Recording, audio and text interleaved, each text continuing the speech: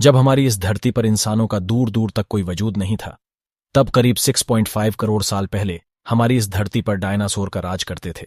इन दैत्याकार और विचित्र डायनासोर ने करीब 14 करोड़ सालों तक हमारी इस दुनिया पर राज किया और इसी धरती पर अपने हक की लड़ाइयां लड़ी। उस समय इन डायनासोर की कई अलग अलग हजारों प्रजातियां थीं, जिनमें से कुछ डायनासोर शाकाहारी थे तो कुछ मांसाहारी, तो वहीं कुछ डायनासोर बहुत ही शांत और सरल स्वभाव के थे और कुछ बहुत ही हिंसक और खतरनाक। जब डायनासोर की सभी प्रजातियां बड़े ही आराम से धरती पर अपना जीवन बिता रहे थे, तब अचानक उस समय ऐसी कौन सी घटना घटी जिसने इन डायनासोर के साथ साथ धरती पर रहने वाले लगभग सभी जीव जंतुओं और पेड़ पौधों का नामो निशान मिटा दिया। इस घटना को बारीकी से जानने के लिए हमें करोड़ों साल पीछे जाना होगा, जब ये डायनासोर हमारी धरती पर मौजूद थे। तो आइए चलते हैं आज से लगभग 6.5 करोड़ साल पीछे। 6.5 करोड़ साल पहले हमारी इस धरती का मौसम बिल्कुल सामान्य था। चारों ओर बड़े बड़े पेड़ों पर सूरज की रोशनी बिखरी हुई थी और उस शांत वातावरण में हर तरफ डायनासोर के चिंघाड़ने और चिल्लाने आवाजें आ रही थीं। इस शांत और मनमोहक वातावरण में डायनासोर और दूसरे जीव जंतु अपना जीवन बड़े ही आराम बिता रहे थे। लेकिन इन डायनासोर को क्या पता था कि इनकी किस्मत 10 करोड़ साल पहले ही लिखी जा चुकी थी। 10 करोड़ साल पहले एक छोटा एस्ट्रॉयड का टुकड़ा सुदूर अंतरिक्ष से आ रहा था, जो पृथ्वी से लगभग 20 करोड़ मील दूर मंगल और बृहस्पति के बीच बने एक क्षुद्र ग्रह बेल्ट में घूम रहे इजिप्टा नाम के 40 किलोमीटर व्यास वाले एक बड़े एंड्रॉइड से जा टकराता है।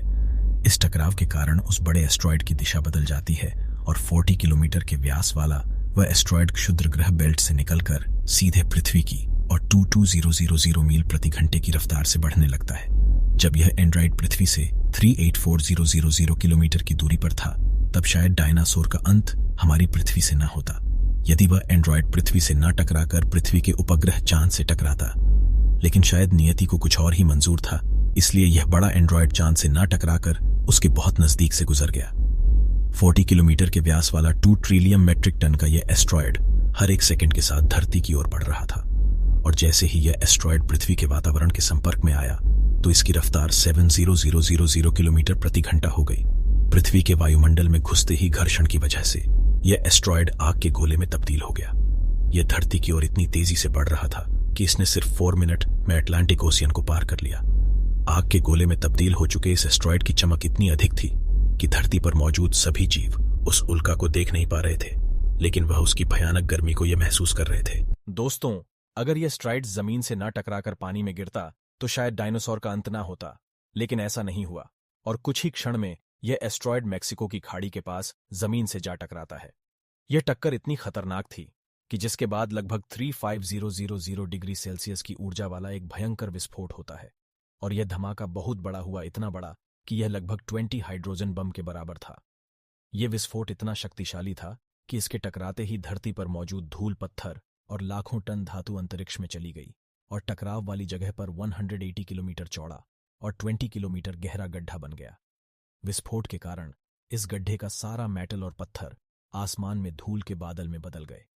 जमीनी टकराव की वजह से धरती के अंदर चारों ओर 11 की तीव्रता वाला भूकंप आने लगा, जिस वजह से समुद्र में विशालकाय लहरों का निर्माण हुआ और एक के बाद एक सुनामी की लहरें चारों तरफ बढ़ने लगी और भूकंपीय तरंगों ने सुनामी के साथ साथ सभी सक्रिय ज्वालामुखी को दहका दिया, जिसके कारण जगह जगह डायनासोर का विनाश शुरू हो गया और अब धरती के महाविनाश की प्रक्रिया आरंभ हो चुकी थी।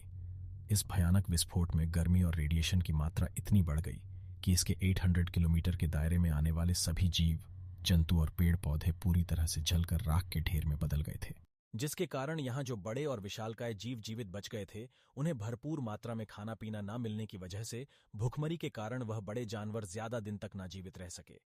लेकिन यह महाविनाश और डायनासोर का अंत किसी अन्य जीव की एक छोटी प्रजाति के लिए सुनहरा था, और वह थे मैमल्स। मैमल्स बहुत ही छोटे स्तनधारी जानवर थे जो इस महाप्रलय में बच गए थे, और कैसे डायनासोर के अंत के बाद इंसानों का जन्म हुआ, वह भी हम जानेंगे इसके अगले आर्टिकल में।